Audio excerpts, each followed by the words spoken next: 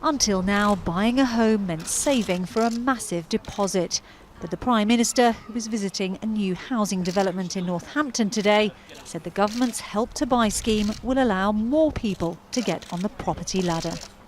What we're doing is making sure that the typical family can buy the typical home. The couple I've just been with, they've both got good jobs, they've both got good prospects, they can afford mortgage payments, but because they haven't got a rich mum and dad, they can't get a mortgage. The new scheme means first-time buyers will only need a 5% deposit on both new and old homes worth up to £600,000. If the property is repossessed, the government will guarantee the lender 15% of the property's value.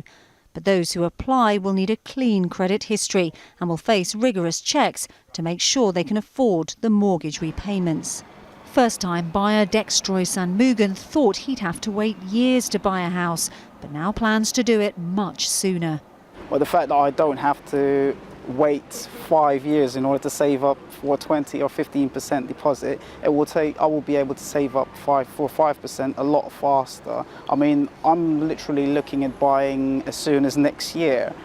RBS, NatWest and Halifax will start taking applications from buyers this week, with HSBC and Virgin Money joining later. But critics say the scheme will increase house prices further and could even create a housing bubble.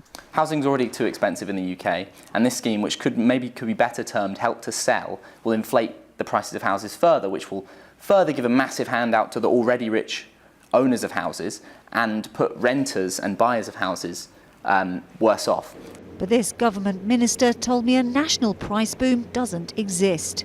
Look, I think those people who say there's a housing bubble in this country should get out a wee bit more. They should certainly get out of this part of London and come to my constituency in Inverness, where they see a housing market that is still pretty flat and where the main thing that's holding back house builders from building new homes is lack of demand and lack of demand for mortgages.